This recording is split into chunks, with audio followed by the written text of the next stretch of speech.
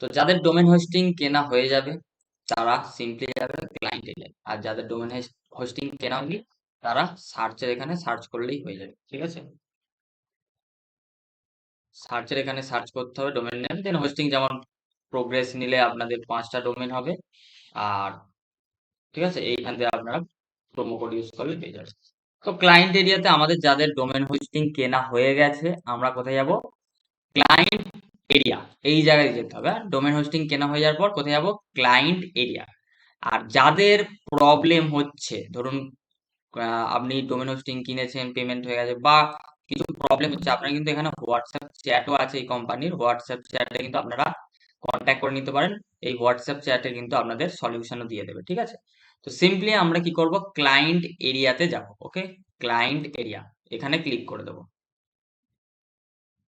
তো ক্লায়েন্ট এরিয়াতে যাওয়ার পর আমি বারবার বলেছি, যখনই আপনি ইউজার পাসওয়ার্ড তৈরি করছেন আপনাকে ইমেল এবং পাসওয়ার্ড দিতে হবে। তো ইমেলে আপনার যে ইমেলটা আপনি যখন করেছিলেন তখন আপনি সেই ইমেলটা দিয়ে দেবেন। ইমেল সবসময় স্মল লেটার হয়, এটা মাথায় রাখবেন, gmail.com। দেন পাসওয়ার্ডটা দেবেন। ঠিক আছে, পাসওয়ার্ড, ঠিক আছে, ইমেল দিলাম, পাসওয়ার্ড দিলাম, দেন আমি কি করব? লগ ইনে ক্লিক করে দেবো। তো লগ ইনে যখনই ক্লিক করব আমাদের কাছে এখানে একটা সার্ভিস শো করবে, একটা ডোমেন, এখানে আমার দুটো আছে সেই কারণে একটা ডোমেন এবং একটা ইনভয়েস কিন্তু আমাদের শো করবে। এইখানে যখনই আসবো আমরা দেখতে পাবো যে আমাদের যে প্ল্যানটা নেওয়া আছে, শেয়ার হোস্টিং প্রোগ্রেস নেওয়া আছে, প্রোগ্রেস প্ল্যানটা নেওয়া আছে এবং অ্যাক্টিভ দেখাচ্ছে, তার মানে এটা অ্যাক্টিভ হয়ে আছে আমাদের। ঠিক আছে, দেন আমরা এইখানে যদি দেখি যে আমাদের ডিটেলসটা, আমাদের নাম শো হচ্ছে, হ্যাঁ, আমাদের শো হচ্ছে, সমস্ত কিছু শো হচ্ছে। আর এইখানে আমাদের কি শো হচ্ছে? আমাদের এখানে শো হচ্ছে ওয়েবসাইটের ডোমেন নেমটা, ডোমেন নেম। ঠিক আছে, এই ডোমেন নেমটা আমরা কি করব?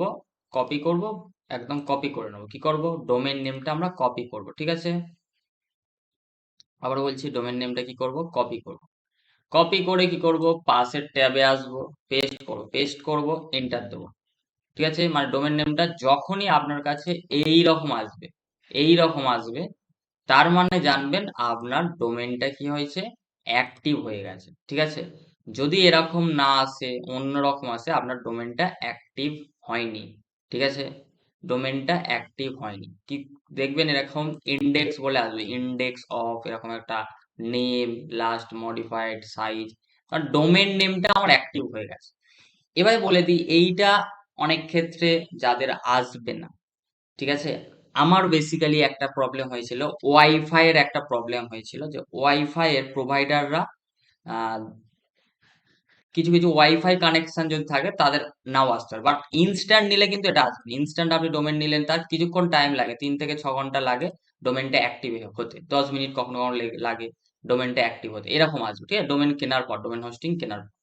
তো এরকম যখনই আসবে আপনি জানবেন আপনার ডোমেনটা অ্যাক্টিভ আছে। আপনি ওয়াইফাই দেখছেন যে ওয়াইফাই নেটে আসছে না, একবার মোবাইল নেটেও দেখে নেবেন। ঠিক আছে, তাহলে বুঝতে, কারণ ওয়াইফাই নেটে কিছু কিছু পুরানো যে কোম্পানিগুলো আছে, আমার যেমন উইশ নেট, আমার কিন্তু একটা সমস্যা হচ্ছিল, ওয়েবসাইট ওপেন হচ্ছিল না। তো এটা কিন্তু বলে দিলাম, যখনই দেখবেন ইন্ডেক্স অফ আসছে তার মানে আপনার ডোমেনটা অ্যাক্টিভ। ঠিক আছে, তাহলে আমরা দেখলাম ডোমেন নেমটা এখান থেকে কপি করলাম, ডোমেন নেম অ্যাক্টিভ আছে। তাহলে কি এইখান থেকে আমরা ডোমেন নেম অ্যাক্টিভ দেখতে পেলাম। দেন আমরা কি করব? এখানে চলে যাব, লগ ইন টু, কোথায় যাব? Log in to cPanel. ঠিক আছে, আমরা যখনই দেখে নেবো আমাদের এখন এইরকম ইন্ডেক্স অফ শো হচ্ছে, আমরা চলে যাব কোথায়? Log in to cPanel. ঠিক আছে, এরকম অ্যাক্টিভ দেখাবে ডোমেন। ঠিক আছে, আপনার অ্যাক্টিভ দেখাবে। যদি না দেখায় আপনার ওই হোয়াটসঅ্যাপ চ্যাটেও কিন্তু কন্ট্যাক্ট করতে পারেন কোম্পানির সাথে। তো লগ ইন টু সি প্যানেলে ক্লিক করে দেবো। তো যখনই আমি লগ ইন টু সি প্যানেলে ক্লিক করব, আমার কাছে এখানে প্রাইমারি ডোমেন, মানে যে ডোমেনটা আমার প্রাইমারি মেন যেটা আমি নিয়েছি, সেটা আমার এখানে কি হবে?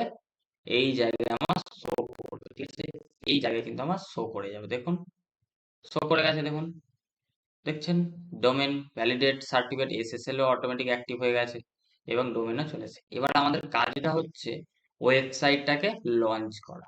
আমরা কিসে ওয়েবসাইট করব? আমরা যে আমরা হোস্টিং সার্ভার নিই না কেন, আমরা কিন্তু ওয়ার্ডপ্রেস ওয়েবসাইট বানাবো। আমরা ওয়ার্ডপ্রেস ম্যানেজ বাই সফটটা ক্লাস, এইখানে জাস্ট ক্লিক করব। কোথায় ক্লিক করব? এই জায়গায়।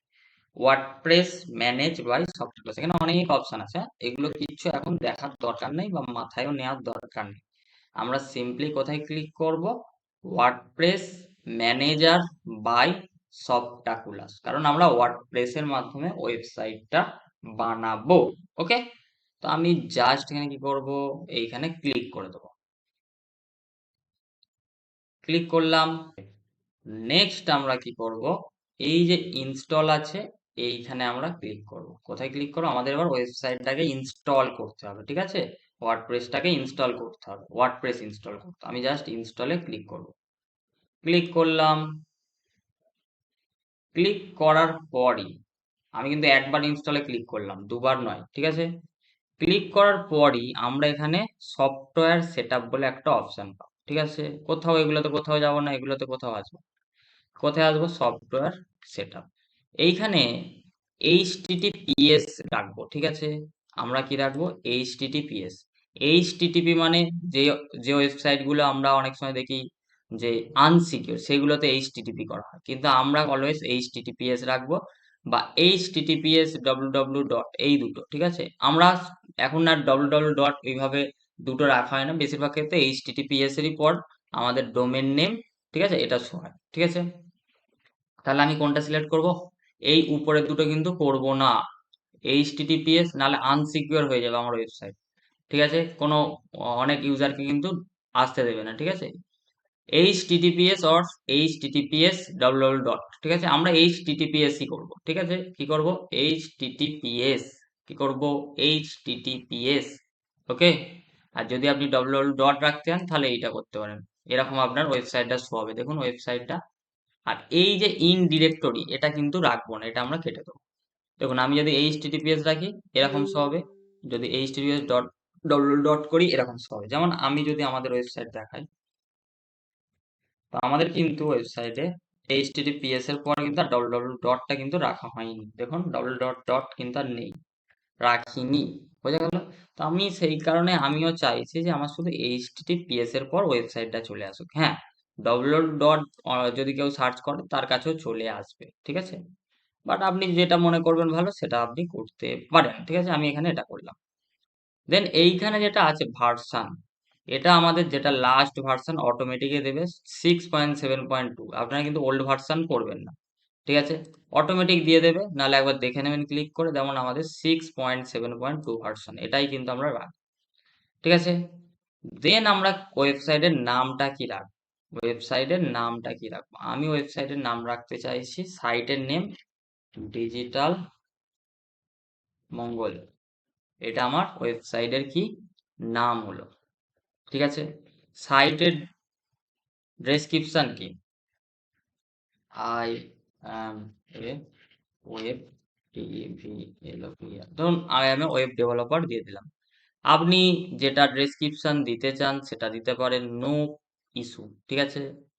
ডিজিটাল মঙ্গল দিলাম, সাইট ডেসক্রিপশন দিলাম, ঠিক আছে। আপনি এখানে কি দেবেন, আপনার ওয়েবসাইটের নাম দেবেন, এরকম স্পেস দিয়ে আপনি আপনার ওয়েবসাইটে কি করেন সেটা দেবেন। আপনি চাইলে চ্যাট জিপিটির ইউজ নিতে পারেন, website title my brand name এই, website title my brand name এই, ওয়েবসাইট ডেসক্রিপশন, ওকে। দেন আমরা যাব কোথায়, admin user name admin password. দেখুন আগের যেটা আপনারা ইমেল পাসওয়ার্ড সেট করেছিলেন সেটা হচ্ছে ডোমেন হোস্টিং কোম্পানির থেকে যে কিনেছিলেন তার ইমেল পাসওয়ার্ড আপনারা লিখে রেখে দেন। এরপরে যেটা আপনারা ইউজার নেম এবং পাসওয়ার্ড তৈরি করবেন সেটা হচ্ছে কিসের, আবারও বলছি সেটা হচ্ছে কিসের, সেটা হচ্ছে আপনার নিজের ওয়েবসাইটের ইউজার পাসওয়ার্ড, এটা কিন্তু আপনার ওয়েবসাইটের ইউজার পাসওয়ার্ড। এখানে কি বলে লিখবেন, ওয়ার্ডপ্রেস ইউজার পাসওয়ার্ড, আর আগেরটা কি লিখবেন, ডোমেন হোস্টিং ইউজার পাসওয়ার্ড। যদি কেউ এই ভুলটা করেন, লিখে না রাখেন, আপনি ধরা খাবেন, মানে আপনার কিন্তু সমস্যা আছে। আমি বারবার বলছি ডায়েরি মেনটেন করবেন, আগেরটা যেমন লিখতে বলেছিলাম হেডলাইন করবেন হোস্টিং ওয়েবসাইট, তেমন কিন্তু এটা লিখবেন ওয়ার্ডপ্রেস মাই ওয়েবসাইট ইউজার নেম পাসওয়ার্ড, নাহলে আপনি কিন্তু ভুল করবেন, নিশ্চিত আপনার কিন্তু সমস্যায় পড়বেন, ঠিক আছে। তো এইখানে কি করবেন, এইখানে আপনার অ্যাডমিন ইউজার নেম, মানে আপনি যখন লগ ইন করবেন না তখন আপনার ইউজার নেমটা কি হবে, এখানে অ্যাডমিন রাখতে পারেন, আপনি নিজের নামও রাখতে পারেন, মঙ্গল রাখতে পারেন, আমার নাম বললাম, আপনার নিজের নামও রাখতে পারেন। মানে যখন আপনি লগ ইন করবেন ওয়েবসাইটের ব্যাক এন্ড, তখন আপনার সেই ইউজার নেম পাসওয়ার্ডটা এখানে দিতে হবে। তো এখানে আমি অ্যাডমিনই রাখলাম, এখানে পাসওয়ার্ডটা আমি একটু স্ট্রং দেবো, ঠিক আছে? পাসওয়ার্ডটা আমি হাইড করে দিতে চাইছি, আমি দেখাতে চাইছি না।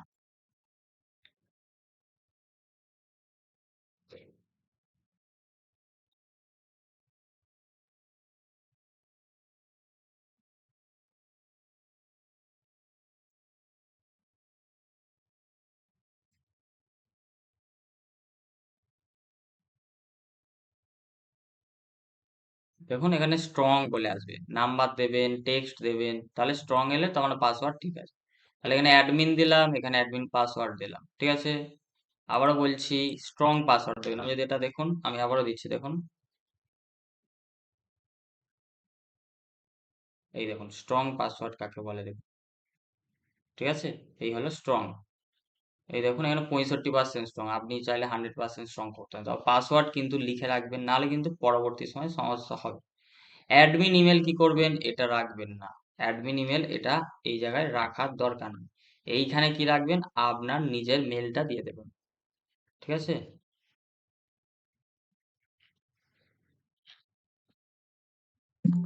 আপনার যে জিমেলটা আছে সেটা দেবেন। দেখুন আমি আমার জিমেলটা কিন্তু দিয়ে দিলাম, ঠিক আছে? অ্যাডমিন ইমেলে এখানে ইউজার নেম দিলাম, পাসওয়ার্ড দিলাম, আর আমার ইমেলটা দিলাম। দেন এইখানে যেমন যা আছে তেমন রাখবেন। সিম্পলি কি করবেন, ইনস্টলে ক্লিক করে দেবেন। কোথায় ক্লিক করবেন, ইনস্টলে, ঠিক আছে? সিম্পলি ইনস্টল বাটনে ক্লিক করব। এটা আমাদের সেভ করে রাখতে হলে ওয়েবসাইটে আমি ইউজার পাসওয়ার্ডটা সেভই রাখছি। ইনস্টল বাটনে ক্লিক করলে আমাদের ওয়েবসাইট কিন্তু লঞ্চ হচ্ছে। দেখুন, this may take 3-4 minute, please do not leave this page. ব্যাস, ওয়েবসাইট আমাদের লঞ্চ হয়ে গেল। এইখানে দুটো লিঙ্ক পাবো, এটা হচ্ছে ওয়েবসাইটের লিঙ্ক, আর এটা হচ্ছে ওয়েবসাইটে লগ ইন করা ব্যাক এন্ডের লিঙ্ক, ঠিক আছে? আমি যদি প্রথম লিঙ্কে ক্লিক করি, আমাদের ওয়েবসাইট লঞ্চ হয়েছে। এবার আমাদের ওয়েবসাইটকে সাজাতে হবে। দেখুন ওয়েবসাইট কিন্তু একটা লঞ্চ হয়ে গেল ইজিলি। এই দেখুন ডিজিটাল মঙ্গল, যেটা আমি নাম দিয়েছিলাম, এখানে আমাদের একটা ব্লগ পোস্ট চলে এসছে, ঠিক আছে? এইখানে আমাদের digital Mangal I am web developer, সেটা ডেসক্রিপশন চলে এলো, ঠিক আছে? এটা কিন্তু চলে এলো। আর একটা জিনিস পেয়েছি, এটা কি, এটা হচ্ছে আমাদের ব্যাক এন্ড। দেখুন ব্যাক এন্ডটা কিছুই নয়, এই দুটোকে ফলো করুন। এইটা হচ্ছে ওয়েবসাইটের নাম, মানে আমরা যে ডোমেন নেমটা নিয়েছিলাম, তারপর একটা স্ল্যাশ wp-admin, ঠিক আছে? মানে কি, ওয়েবসাইটের পরে ব্যাকএন্ডে ওপেন করার জন্য আমাদের কি করতে হবে, হাইপেন দিয়ে wp-admin, ঠিক আছে? সিম্পলি এইখানে কি হচ্ছে, আমাদের এইটা পেস্ট করলে বা আমরা যদি এটা টাইপও করে দিই, তাহলে কি হবে, আমাদের ব্যাকএন্ড ওপেন হয়ে যাবে। এই দেখুন আমাদের ইউজার পাসওয়ার্ড চাইছে। ইউজার পাসওয়ার্ড কোনটা দেব, যেটা আমরা ওয়ার্ডপ্রেসের বলে লিখলাম, ঠিক আছে? দেখুন আমি এখানে দিয়ে দিচ্ছি, অ্যাডমিন আমাদের ইউজার নেম ছিল, পাসওয়ার্ড কি ছিল, পাসওয়ার্ড আপনাদের বলবো না, আমি লগ ইন করে নিচ্ছি। এই দেখুন আমাদের ওয়েবসাইটের সুন্দর করে কিন্তু ব্যাক এন্ড লগ ইন হয়ে গেল। এটা হচ্ছে ব্যাক এন্ড, আর এইটা হচ্ছে ফ্রন্ট এন্ড। দেখুন এবার আমাদের ওয়েবসাইটটাকে সুন্দর করে সাজানো কাজ।